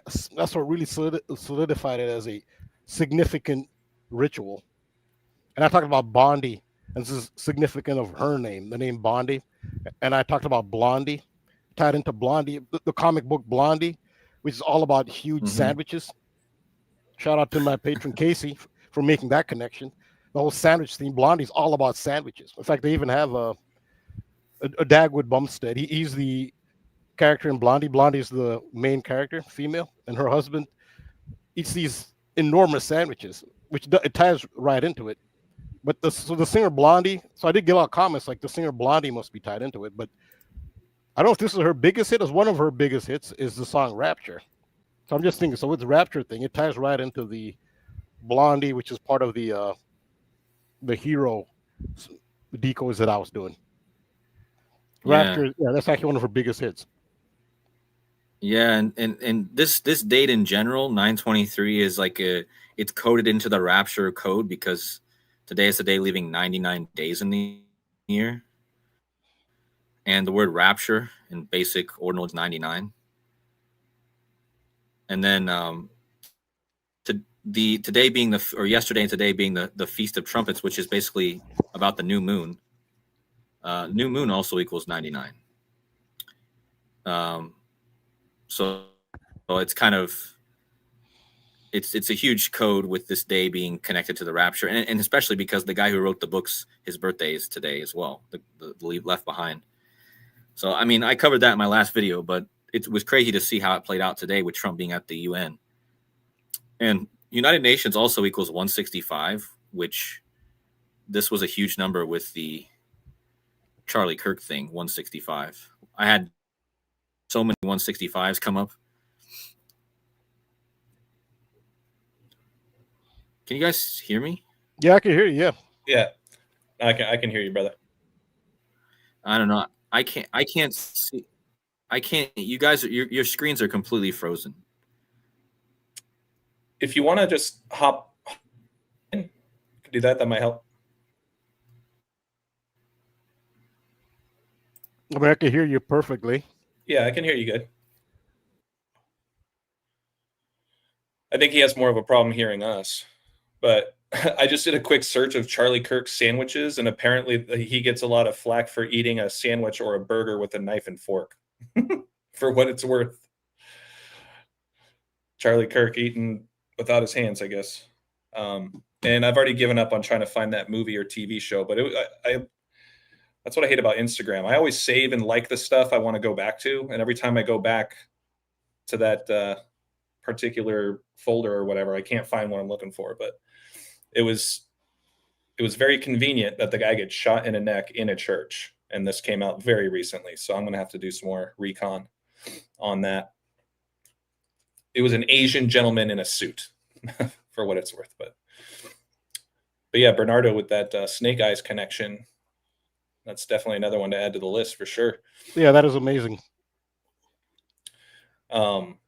Did you have anything else on your end, Rambo? Anything else that you wanted to share? Or? Yeah, I can share some more. Let's do it. I have a lot. I'm saving a lot of it for my upcoming videos, but I think I'll share quite a bit here. So this is This is about the official story. This is the official story. The coroners are saying it. And of course, if Fox News say, because Fox News is literally, I mean, come on. That's the official mouthpiece, I guess, of whatever it is running the Matrix. Anyway, so this is the official story, is that the bullet, there is no exit wound. Right. Yeah, because he was, they called him Superman, right? Exactly. So they're saying that the bullet, it pretty much just lodged inside his, I guess, his neck or his upper chest. I mean, now they're not even, they don't even care now about trying to be credible. Right. Now, I'm not an expert on guns or bullets, but everybody who is says that that specific kind of gun that he used and bullet can actually penetrate half an inch of steel. It can take down a bear. Like one shot can take down a grizzly bear. It's very powerful. Like it's literally impossible for that. There should have been way more damage. I mean, his neck should have been gone. Like that can literally decapitate his head. Oh no, I couldn't agree more. Yeah, I mean, that bullet was like this. Yeah, I mean, it's huge. It can kill a grizzly bear in one shot, and it can penetrate half an inch of steel. So so just to give an idea what they're saying, this is from Fox News. They call him Man of Steel. Charlie Kirk's body stopped a bullet that would typically just go through everything. So they're not explaining, like, okay, if it goes through everything, including half an inch of steel, okay, how did it not go through? They're calling it a miracle. Like he's this. So now they're trying to make him out to be somebody superhuman. Like this really is somebody who's close to God, that type of thing. Well, if he really was Superman, then he should have prevented the whole thing. Like he got harmed. If he was really, anyway. And it was an absolute miracle, they say. Nobody else was killed. So now they're saying he actually saved people who are on the other side, but his body actually saved them by a miracle. Like, yeah, that was one thing that always stood out to me at the very beginning when you see the frontward view.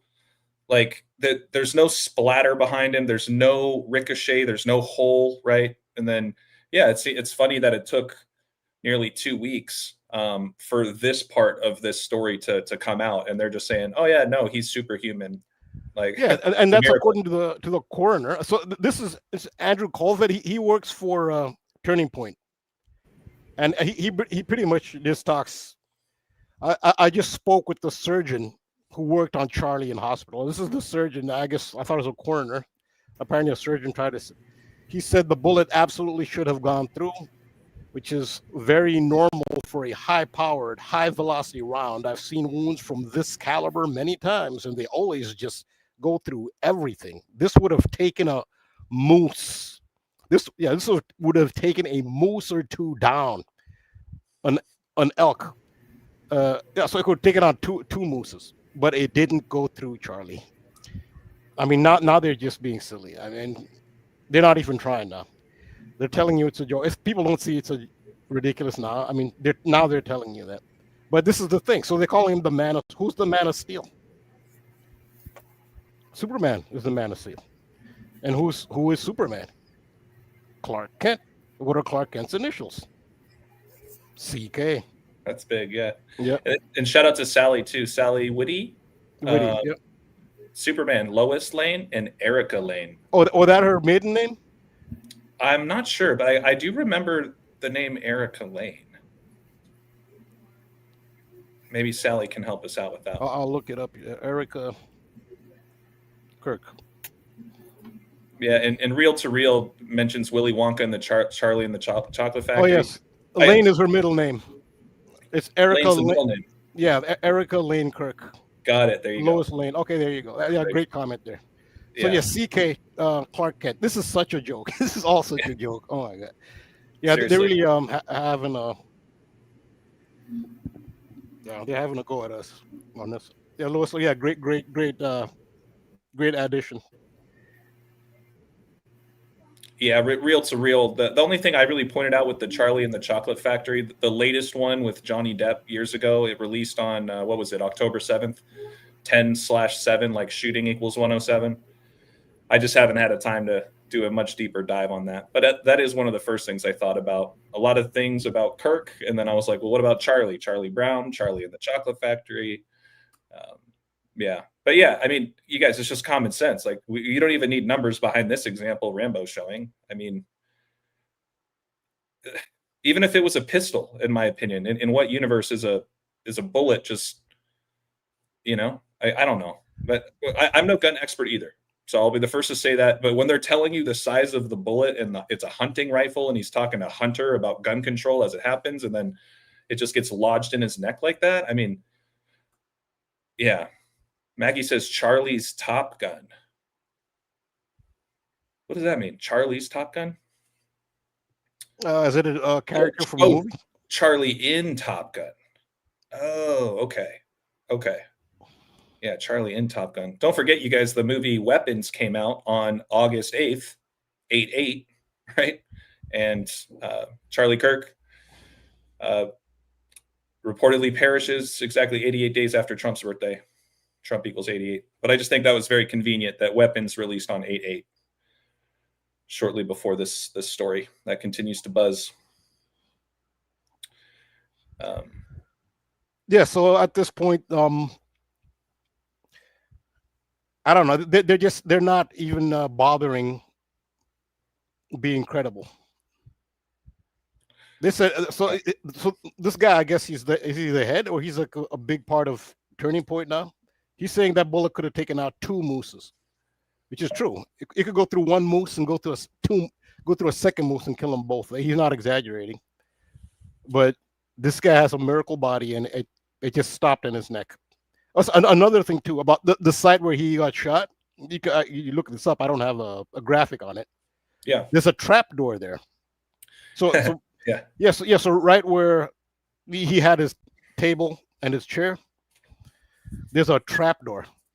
So once they cleared the scene after, the event ended, you could see visibly it's a trap door, which makes you wonder. Yeah, Rambo. To that point, I won't bring up the footage because that's kind of a unique one to pull via Google. But after I posted or reposted, shout out Scripted Reality from last week, who jumped on showing that PNC Bank commercial, right? As soon as I reposted that, remember at the end, towards the end of that commercial, when the wife goes up to Steve Caldera's tombstone, she pretty much pulls out a trap door, right? Like a trap door at the base of the tombstone to drop down the casserole or whatever. And then that's when I had a lot of people flooding the comments about, and this trap door, right? And I really only saw that as they're now, apparently, I don't know why they would do this, but now that they're cleaning the area, they're now laying concrete over that whole space instead of grass. Yep. And then that's where this door is. And I mean, it could be a million different things. It just is bizarre. Yeah, after a crime scene, that's not what you do at a crime scene. You don't pour concrete over a crime scene. Yeah, like a couple of days later. Yeah, right. And there's been some other footage, like from a different angle, where they showed, like when Charlie falls over out of the chair. If you pay attention to the chair, it like fumbles around and it like falls through the table, like butter. If I find that video, I'll send it over to you, Rambo. But at the end of the day, you got to take all of this different footage with a grain of salt. It could have been doctored just to get more people to talk as well. Yeah, but apart from the footage, it's just the facts of it. Now, this is their facts. This is not coming from a conspiracy side. This is their facts, according to Coroner and Fox News, which is pretty much the government. Right.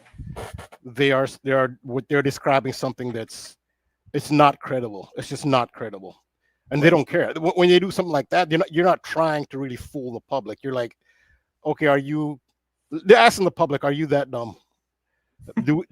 I mean, I don't know. Maybe it's hubris on their part, where they feel like we have so much power right now, we don't even have to pretend anymore. That could be it. So if people don't believe it, maybe their mindset is, well, so what if you don't believe it? Yes. Now we're being ridiculous. We're letting you know. What are you going to do about it? Type thing. Like, it's just hubris at this point. I agree. And just wait for all the people that are going to have Charlie Kirk Superman shirts now because he saved lives too. Like, Yeah, so the Trump ear thing, that lacked credibility. Now they're taking it to another level. yep. And so Trump was hit from around from the, what is it, AR-15. hmm And even if it doesn't take a weapons expert, but even weapons experts are saying that if a round from an AR-15 makes the most minimal contact with your ear, the most minimal contact, it's going to take off most of your ear. That's a very powerful weapon. Oh yeah. And his ear is intact. It's completely intact. So now they're taking it to another level. Let's make it even less credible. Now we'll say a bullet hit this guy that can penetrate steel, Straight in the jugular. but it won't penetrate his body because now they call him the man of steel. So they make it less and less credible. What I feel that this is all heading to, and many people feel that way, is a future Trump assassination. There's so much coding for that. They'll say he got assassinated, or another attempt. There'll either be another attempt which he'll miraculously survive, or they'll say he was assassinated, which to me very likely looks like what they're coding. That seems to be heavily coded. There's a date I had in mind from my shooter decode. The date I had in mind for an event of some kind is the anniversary of John F. Kennedy's birthday. It's 109th. I did this decode titled Shooter. It was a written decode. It wasn't a video. This must have been, what, 3 or 4 weeks before Charlie Kirk, when I identified John F. Kennedy's 109th birth anniversary as a date for a possible event involving Trump. And that will be May 29th, 2026. And this is 109th. So I had identified that number on 109. That was like almost a month before. I can hear you, Codes. Yeah. Welcome back, brother. You guys can hear me now? Yeah, I can hear you. Yep. Yeah, we're good.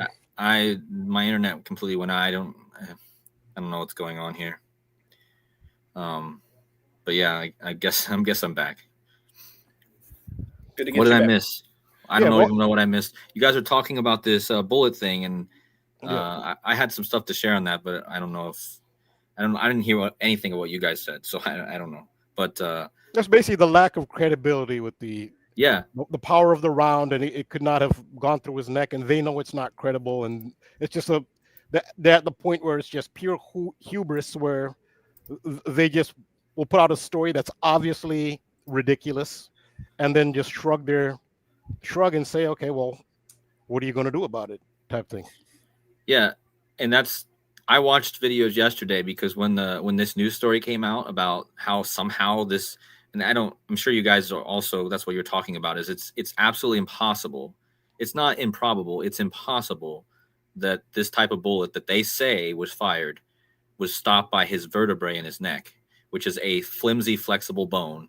And this bullet can shoot through multiple things, like 2 deer at a time or whatever. But, and then this whole like Superman thing is just funny because of Clark Kent, Charlie Kirk, CK, that's the first thing I noticed. They were calling him like the Man of Steel. We just had the Superman movie this year, but I watched a video from a gun channel. Actually, I watched multiple ones. I watched these channels that were about guns, and they existed before this even happened. So these guys know about guns. They know all these gun people are calling this story out. And like you said, Rambo, they're making it so absolutely ridiculous that even these people who aren't conspiracy theorists are becoming them, because this is the most ridiculous thing that you'll ever hear. And also, one of the channels I watch, I recommend people watch, is one of these guys really breaks it down that he was actually shot from the back. And there is actually a photo of this really blurry image of a guy that looks like he's on the top back behind Charlie. And it's blurry, but it looks like there is somebody there. And you can actually see a blood splatter in the back of Charlie's of his head. And you can see where the bullet exits out of his neck, and it actually stretches his skin, which when the bullet's coming out, it would stretch your skin a bit, and then it would come out if you slow it down enough. The video was by I forget what the name of the channel was. Range Day Bro. I've actually seen that video. I watched that video. I know the video you're talking Okay. about. I watched it. Yes. Yeah. So like, yeah, this is I just brought it up because I don't know if you guys can even see it, but Yeah, I know. Yeah, I saw this video. Yeah. yeah, this guy, he broke it down pretty well, and I think that, I mean, there should be no doubt at this point that at the very least, even the normal people are realizing we're being lied to. I was in Candace Owens' chat the other day, and everyone in there was saying that Erica Kirk was faking it. Like, they could even see it. In Candace Owens' chat, I was watching, and she, I mean, obviously she's a big part of, she's definitely a part of this whole thing, but like, even everyone in there was saying that this is a complete lie, and the way Erica Kirk was acting seemed fake. So like, that people are starting to pick up that something is really off here. And hopefully the other thing, Cody, speaking of Erica Kirk, shout out, I think it was Maggie in the chat. She pointed out that Lois Lane, her name is actually No, that was Sally Whitty. Sally Whitty. My apologies. That Erica is Lois Lane's middle name. Did I get that right? No. Or is it Erica Lois Lane? Yeah, Erica Lois. No, Okay. Erica Lois. And her, but she's Erica Lois. Okay. Which is not a common name for female. Lois. That's pretty rare. When you say Lois, it's only one Lois you think of. Right. It's not a common name. Yeah. But yeah, so there's your other Erica connection to Superman. Oh yeah, her middle name is Lane. That's right. Erica Lane. Yeah. Yeah, that's something. Lane, Lane, not Lois. Sorry. That's something I noticed too. And when I first looked up her name, it did, like, it reminded me of Lois Lane, but I didn't know. Of course, at that point, the Superman thing hadn't happened yet. They hadn't said that this guy's a Man of Steel. I mean, What kind of bullcrap is this, guys? Like, I think that this could be a real opportunity for a lot of people to wake up. There has to be some sort of accountability here for these people, but like Rambo said, they can just get away with it at this point because they're just flexing their muscles at this point. See, they did it on 9/11 with the Pentagon, where they say that a passenger jet flew into the Pentagon, but there's no plane. They didn't even bother with the plane. I mean, you can dissect 9/11 a million ways to Sunday, but the main thing with the Pentagon, there is no plane. The burden of proof is on the person saying it happened. That's where the burden of proof. The burden of proof is not on the conspiracy theorists. It's the burden of proof is not on the person saying it didn't happen. The burden of proof is on whoever is saying it happened. They said that a jet, a full-size jumbo jet, flew into the side of the Pentagon, and there is no jumbo jet. That was the one that strained any kind of credulity. And if they can get away with that, that's when they reached a point where, why would they even, if you think of it, you wouldn't even think they'd even dare pulling something like that off. Like, let's just say that a jumbo jet flew into the Pentagon. As ridiculous as that is, let's not even bother. Come on, how are you going to fake that? You can't even fake. I guess there's ways you could do it. I guess rope off the area or something and throw in some remnants of. They didn't even bother. If they can get away with that, that one strains credulity, and the fact that as many people believe that, the burden of proof is on those who say it happened. There is no jumbo jet in the Pentagon. There just isn't. And the official story is it all disintegrated. The entire jet disintegrated. So yes, that's why they can do this now, because like, oh, we've got them at this point. That's why they have this kind of hubris. And this one's just a lot more simple. It's like, a bullet that's like 3 inches. Oh, whoa! Is someone sniping me over here? Am I about to be shot? This freaking camera, dude. Jeez. Can I zoom out now? This thing? Oh my god. It's in your face. I know, right? But like, no, for real. But the bullet was like this freaking big, and it was like that was crazy. But like, and then it just gets stuck in the neck. Like, come on, man, give me a break. Bro, that cracked. I don't laugh very easily, but that cracked me up. That was fun. That's AI. That's AI. Yeah, there you go. I got a feeling once I turn it back on, it's just gonna keep me zoomed in. Yeah. See, yeah. Now I don't even know how to get it back. Here's your close up, AJ. Yeah, seriously. Chance for fame right here. Yeah, I'm gonna go walk down the stairs now. Anyways. Oh my God. Maybe that's where we should start wrapping it up, huh? Maybe. Do you guys want to open up the phone line, see if anyone else had anything else to add? It's up to you guys. I thought it was a good point to wrap up, but yeah, if somebody has something to add. If anyone does, then yeah. Perfect. So we will open up the phone line, take a call or two, and we'll wrap things up. So make sure to take advantage right now. I just want to say real quick, all right. So KODI mentioned Prince William. Since Ozzy Osbourne has died, the highest profile celebrity fan of his team, Aston Villa, that's where their home stadium where he performed his final performance, is Prince William. So you'll see the subtitle of my upcoming video, is, I think it says Charlie Kirk, The Matrix, and the Prince. Prince William is now the highest profile fan of Aston Villa. So he's connected to that way as well. And Prince George, his son, is an Aston Villa fan. Yeah, he shows up again. I mean, he really is a real fan. He can actually break down the games. He's not just, I'm sure, there's some ritual. There's a big question, why is Prince William an Aston Villa fan? It's a very widely asked question. There are different theories as to why. And maybe he's done homework. It looks genuine, but his son, Prince George, who's second in line to the throne, he's also an Aston Villa fan because of his dad. But at that age, he's genuine. He really is a fan of the team. So since Ozzy went, those are now the two highest profile fans of Aston Villa. It was a very important ritual. Yeah. Isn't George born on Ozzy's death date? I thought I saw that. Yeah, you gave that away. That was going to be in my video, but you jumped. Oh, you're on top of it. I had a feeling if I mention it, KODI's going to be right on top of it. Yeah, that's your other 227. There you go. I didn't even know for sure I was right because I just remember noticing something like that. But I thought maybe it was the daughter that was born on that day. But I suspected you'd be on top of it. I said, should I mention this? But yeah, okay, you don't need to watch my video now. Just kidding. But yeah, that's part of it. That is part of it.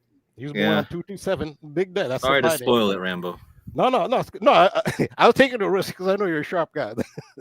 I knew this was a risk to say anything to KODI because he's going to jump on that clue. But that's the 227. He died on his 12th birthday. I mean, they say that he died. That was Prince William. 12th, huh? Kind of like Charles was born on Elizabeth's 12th Martian birthday. It's interesting. Yeah. All right. Something with the 12 there. Yeah, it's a cycle number. It's the clock number. It's also the Jupiter cycle. The Jupiter cycle is 12 years. One revolution around the sun. AJ, your camera trying to rapture you. That's what's The moment I tried to show the size of the bullet, all of a sudden it was like I don't know why that's so funny, but I'm cracking up over here over that. Yeah. I'm like blood red in my face probably because I'm laughing so hard. No, it seemed to have a consciousness of its own. It did. I mean, it is one of those motion censored ones, which I thought would be cool, but now it's just like it has a mind of its own. It's like it was just funny because it was like it thought that you were getting ready to show something, so it's like okay, got to zoom in on it. You know? Yeah. Oh my god, dude. Especially with the topic at hand, it's like from the viewpoint of the sniper, it seemed like. But all right, well, we had the phone line open for a few minutes. Didn't look like we get any calls today, which is totally fine. But let's wrap things up. Any other final thoughts or anything else based off of our conversations tonight that we wanted to add on before we wrap it up? No, remember I talked about the underdog thing with the green and yellow? And you point out a whole bunch of green and yellow underdog stories. I talked about Manchester United, which is in England. That was one of the biggest upsets in the history of English soccer. With Manchester United were involved with Grimsby. And it's all started with the U and underdog, which I showed in that decode, and the green and yellow of Subway on U Street. And underdog is U Street. So I said they're coding underdog themes which involve a team wearing green and yellow. Like the green and yellow team could be the underdog that wins, or the green and yellow could be upset by a big underdog. So I saw there's going to be this is not a huge underdog. The Cleveland Browns have a dog theme. The dog is their mascot of the Cleveland Brown. A brown is like a dog. They're associated with the dog. They even have, you always have fans who have the three-headed dog from Greek mythology, which is the dog of Hades, which guards the underworld. It's called the Cerberus.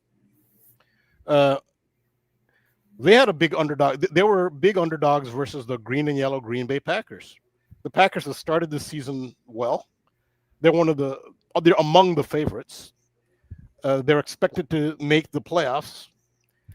Cleveland, not so much, and that's the dog team. They were the underdog, and they defeated. Now, this is not a huge upset, but it is an upset. And it was a pretty big upset, Rambo. Yeah, I mean, it wasn't like groundbreaking, but it was a pretty big upset. Sure. I would consider that a pretty big upset. Yeah. I mean, like you brought up, was it Southern Florida, who are green and yellow, and the U with the U logo? Upsetting the U.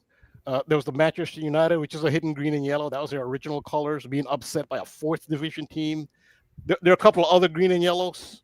Oh yeah, so you point out in Brazil, the Chargers beat the Chiefs, who are heavy favorites in Brazil. Their flag is green and yellow. So this is the latest, and this all comes from that Subway sandwich. I had no idea how big this. I knew it was a big deal, but I didn't know it was like this. The green and yellow Subway on U Street, how I tied it into underdog. This is the latest, green and yellow and underdog. It's the defeat of the Packers, green and yellow, to the Browns, who are literally the dog team. Yeah, and don't forget, right? This kind of does stem back to Happy Gilmore, right? Because he's sponsored. I mean, Happy Gilmore was the underdog. Yeah. In the movie, right? He doesn't even play golf. Yeah. So, yeah. So yeah, the trend is continuing. I thought it would happen in the playoffs. What I thought would happen is, it still may happen, but I have a feeling that this was the underdog ritual for the green and yellow Packers. I thought it would happen. I thought the Packers make the playoffs, heavy favorites. Who knows? Maybe even have the best record in the NFC or something, and then get upset in their first game in the playoffs. I thought that's what this was headed towards. It still could happen, but something tells me this was it for the under, because I was looking at the Packers cannot be the underdog. They can't. So I figured the Packers were in for an underdog story. I didn't expect it to be this soon. I was waiting for the playoffs. But anyway, that trend has continued. The U underdog and the green and yellow. Yeah, we should definitely keep an eye on the Oregon Ducks too. Yeah. Right. Because they're that green and yellow. They have the O themes that you've been talking about, Rambo, the O and the U. They're a top 5 team pretty much every year. They always kind of disappoint at the very end of their seasons. But yeah, I'm gonna have to take a look at them. Yeah. So they could either win it all, or they could be in for a huge upset as well, because green and yellow is going with this trend is continuing. I've got to write these down and do a decode. Probably I'll do a written decode, because you can scroll through a written decode and you've pointed out, you've pointed like 3 of them out to me. You gave me the Chargers upset in Brazil, green and yellow, the Southern Florida. Yep. They're upset, and what's the other one? There's another South Florida actually went back to back. Like, they won both of their first 2 games as underdogs, so they won the following week as well. But they beat Miami, which is the U, right? Yeah. The U is in there, and underdog. Yeah. That's from the underdog cartoon with the U on it. I'm still trying to find a link. I looked at the actor who voiced Underdog, the cartoon. I still can't find a link. I'm sure he has to tie into something. Like I'm still looking at him, and I can't match him to something. I don't know. Maybe if Cody's industry, he can find something. But I'm sure with all this happening. So with Oregon, I'm looking at they're either going to win it all, or they're cruising for a major upset, because this is the trend with green and yellow. I don't think this really bodes well for green and yellow. Now, the other upset potential, which I see, is in the World Cup. The 2026 World Cup is going to happen in summer. It's in the United States, Canada, and Mexico. Brazil are not top 4, but they're top 5 favorites. And that's a major. They're always among the favorites for every World Cup. It doesn't bode well. This trend doesn't bode well for them. There could be a huge upset in the 2026 World Cup involving Brazil. Some really minnow team will probably overachieve and probably knock them out, according to this, because this trend is continuing. You know what's crazy, Rambo? Shout out to BPM. So since Oregon is ranked number 6, there's not many other teams ahead of them to where they would be an underdog. But this weekend, they are an underdog playing at none other than Penn State. What were we just talking about earlier about the pen stabbing in the neck?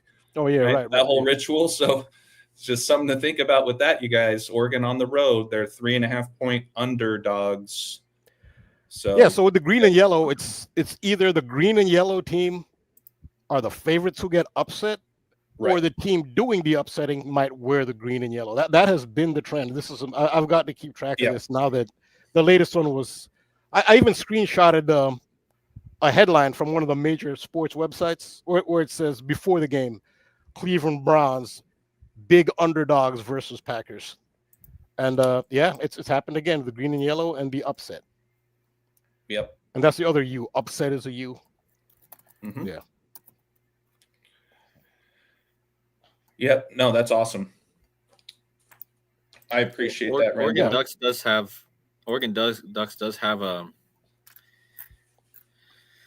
some numbers that have been coming up a lot, but I don't know. I know that I'll have to think more about the Oregon thing, but definitely considering Charlie Kirk and everything. I mean, maybe that is a huge opportunity for them to win this week, being an underdog and having Charlie Kirk, all that stuff. So.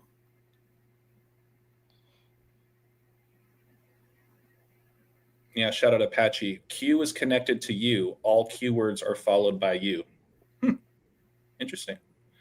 When you think of Q, you think of Donald Trump, QAnon, 4chan, conspiracy theory.